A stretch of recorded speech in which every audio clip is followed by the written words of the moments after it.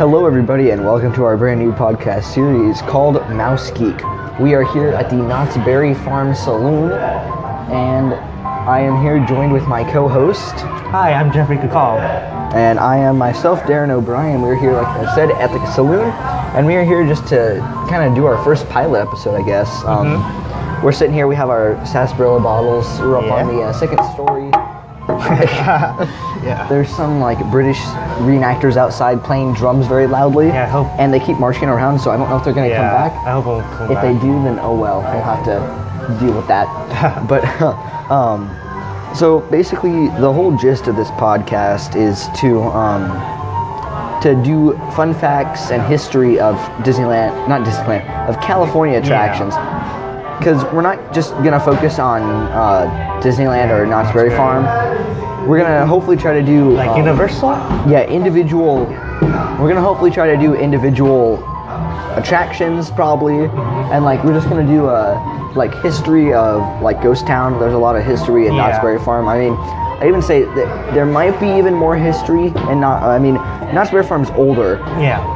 But there might be slightly more history in Knott's Berry Farm. I'm not sure. I know a lot more about Knott's Berry. I know a lot more about Disneyland than Knott's Berry Farm. Yeah. And the same with you, right? Yeah. Oh my gosh, somebody's blowing on a straw. I've always been to Disneyland. I'm really obsessed with Disneyland, but not really with Knott's. So yeah, and I mean, for me. I really like Old West history and stuff. The like 1850s to like 1900s era. That like the 1800s. That's a decent era when they did the westward expansion and everything. Yeah. But I really just like just the whole theme of Ghost Town and everything. I mean, Walter Knott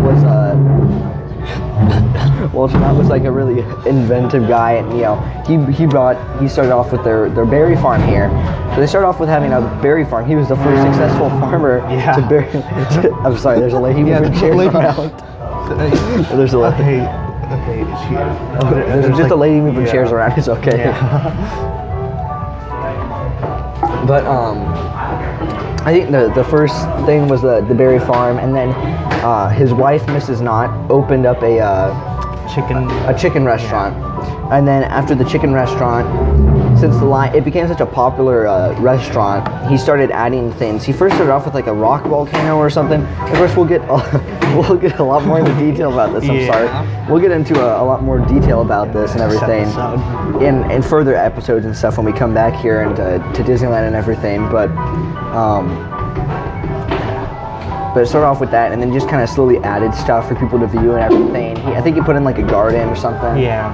He added in gardens and such, and then sorry. Oh my gosh. This is the first one. And then all right. So like we were saying, we had to pause that there for a second, but so they started adding like small attractions and stuff to cope with the waiting lines, and after that, he slowly added things like he had a merry-go-round, just like small, like almost like fair type rides, small fair type rides. And then they first came out. The first like real big attraction that's still here today would be the log ride. Log ride and the Calico mine train ride. Yeah. And fun fact.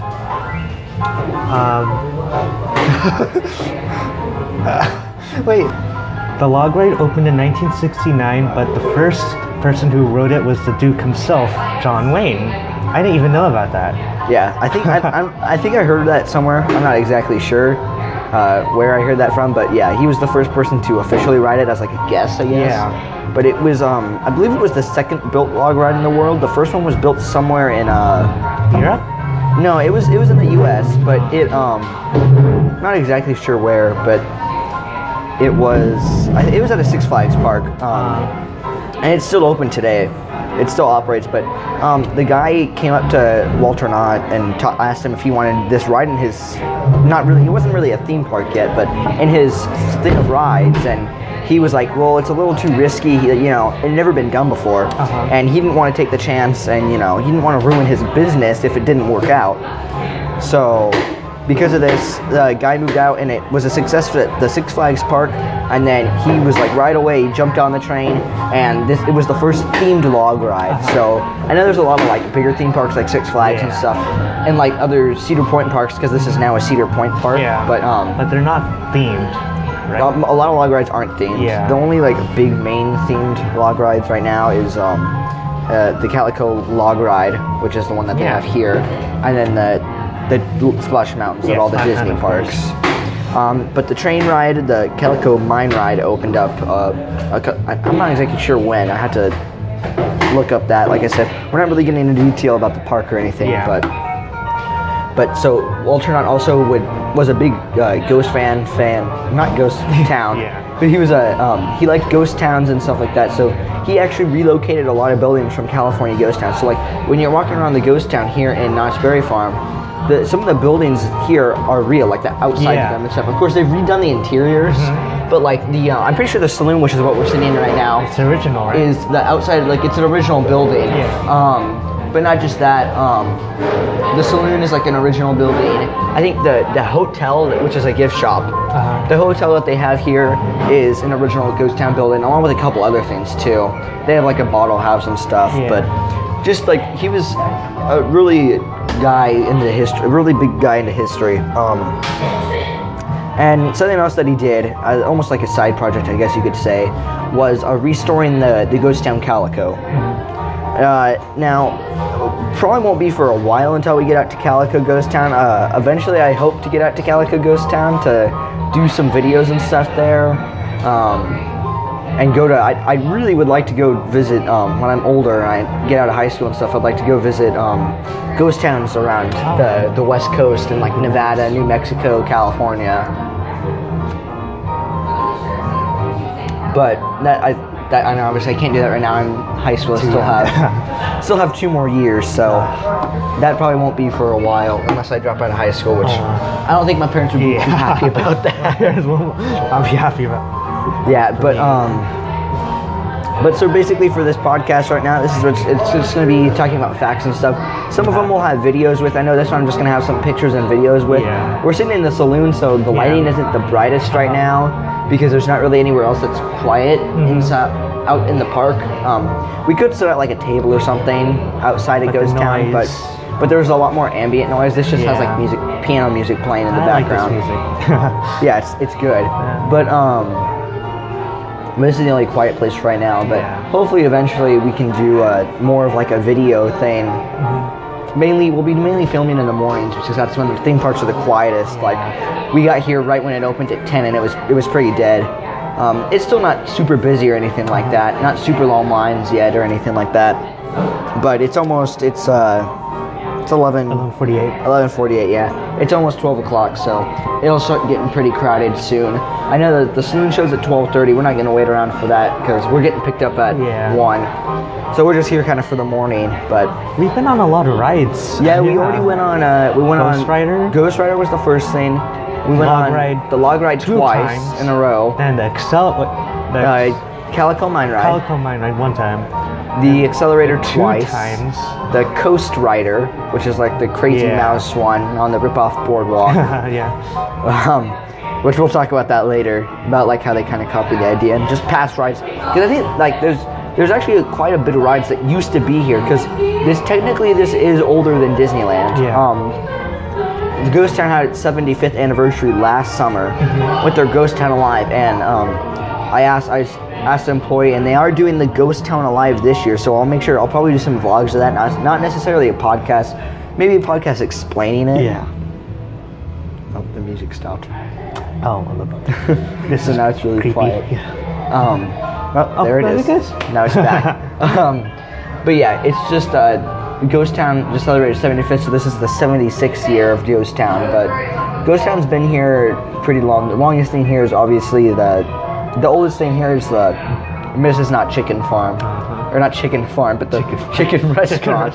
They didn't farm chickens here. They farmed boysenberries, which they sold and made into pies and stuff. Mrs. Knott would sell them.